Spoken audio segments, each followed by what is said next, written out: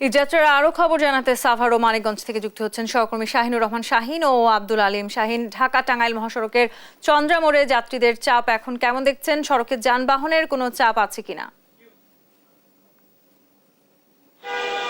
তন্নি, আপনাকে ধন্যবাদ। আমি কিন্তু এই মুহূর্তে আছি নবীনগর যে চন্ডা মহাসড়কের পাশে, একদম চন্ডার কাছে। আপনাকে যদি দেখাই যে প্রতিনিয়তই কিন্তু এই দুপুরের দিকে যদি চাপ একটু কম ছিল, কিন্তু এখন বেলা বাড়ার সাথে সাথে কিন্তু চাপটা একটু বেড়েই চলেছে, এমনটি কিন্তু আমরা দেখতে পাচ্ছি। এবং সেই সাথে আপনাদেরকে জানিয়ে রাখি যে আমরা বাইপাল, জিরানি বাজার, কবিরপুর এইসব এরিয়ায় কিন্তু পুরো এলাকায় দেখেছি যে এলাকায় কোনো যানজট নাই, এবং চন্ডার কিছু আগে থেমে থেমে গাড়ি চলছে, এমনটি কিন্তু আমরা দেখতে পাচ্ছি। এবং চন্ডায় গাড়ি পাস হওয়ার জন্য যে জায়গাটা সরু হওয়ার কারণে কিন্তু অনেক গাড়ি পাস হতে পারে না, যার ফলে কিন্তু বাড়তি একটি ভোগান্তি মানুষের হচ্ছে, কিন্তু সেটা সাময়িক, থেমে থেমে গাড়ি চলছে, এমনটি কিন্তু আমরা দেখতে পাচ্ছি।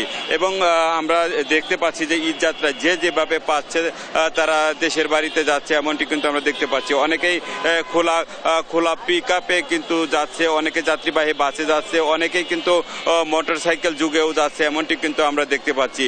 এবং আমরা যদি আপনাদেরকে জানিয়ে রাখি যে এখন পর্যন্ত যান চলাচল স্বাভাবিক আছে। এবং আমরা যদি ঢাকা লেনের দেখাই যে এখানে কিন্তু যানবাহনের সংকট আছে, এমনটি কিন্তু আমরা দেখতে পাচ্ছি যে ঢাকা লেনে কিন্তু গাড়ি কম থাকার ফলে কিন্তু অনেক যাত্রীরাই কিন্তু তারা কাঙ্ক্ষিত গাড়ির জন্য অপেক্ষা করতেছে, এমনটি কিন্তু আমরা দেখতে পাচ্ছি। আমরা অনেক কাউন্টারে দেখেছি এবং কাউন্টারে ঘুরেছি এবং ঘুরে দেখেছি যে প্রত্যেকটা কাউন্টারে কিন্তু ভিড় লক্ষ্য করা গেছে। তারা কিন্তু ঢাকা থেকে যেসব গাড়ি আসতে দেরি হচ্ছে এই জন্য যাত্রীরা অপেক্ষা করছে, এমনটি কিন্তু কাউন্টার মাস্টাররা জানাচ্ছে।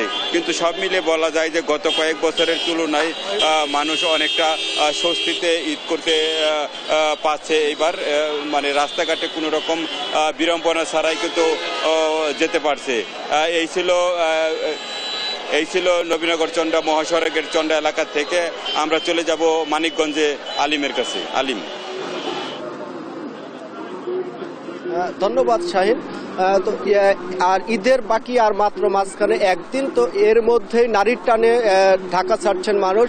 21 জেলার যে প্রধান প্রবেশ পথ এই পাটুরিয়া দৌলতদিয়া নৌরুট, এই নৌরুট দিয়ে কিন্তু মানুষ তাদের গন্তব্যে পৌঁছচ্ছে পরিবারের সাথে ঈদের আনন্দ ভাগাভাগি করতে।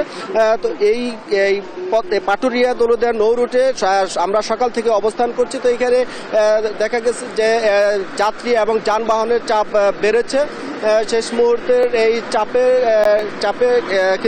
কিন্তু ঘাট এলাকায় কিন্তু কোনো ভোগান্তি ছাড়াই তারা তাদের গন্তব্যে পৌঁছতে পারছে বলে তা জানিয়েছেন যাত্রীরা। তো আমরা এ বিষয়ে আরও কথা বলেছি বিআইডব্লিউটিসি কর্তৃপক্ষের সাথে। তারা যেটি বলছেন যে ঈদে ঘরমুখো যাত্রীদের নির্বিঘ্নে তাদের গন্তব্যে পৌঁছানোর জন্য তারা সকল প্রস্তুতি তাদের রয়েছে, এবং তাদের প্রায় 20টি ফেরি এবং 30টি লঞ্চ ঘাট দিয়ে তাদের যাত্রী এবং যানবাহন পারাপার করছে। তো এই ঘাট এলাকায় কোনো অপ্রীতিকর ঘটনা এড়ানোর জন্য এবং আইন শৃঙ্খলা ঠিক রাখার জন্য কিন্তু পুলিশ প্রশাসনের পক্ষ থেকে প্রায় 1000-এর বেশি পুলিশ সদস্য মোতায়েন রয়েছে ঘাট এলাকা এবং ঢাকার ইসা মহাসড়কে।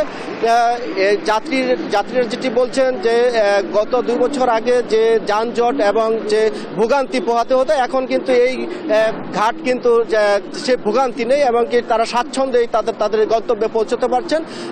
যাত্রীরা কিন্তু অনেকটাই সন্তোষ প্রকাশ করেছেন যে এই স্বাচ্ছন্দ্যে এবং কি নির্বিঘ্নে তারা পারাপার হতে পারে। তো জেলা প্রশাসনের পক্ষ থেকে কিন্তু নির্বাহী ম্যাজিস্ট্রেটরাও কিন্তু এই ঘাট এলাকা অবস্থান করছেন যে কোনো অপ্রীতিকর ঘটনা যাতে না হয় সেজন্য তারা তৎপর রয়েছে। এই ছিল আমার কাছে পাটুরিয়া ফেরিঘাট থেকে ঈদের ঘরমুখো যাত্রীদের ঘরে ফেরা নিয়ে সর্বশেষ খবর। আমরা চলে যাচ্ছি স্টুডিওতে তন্নির কাছে। তন্নি।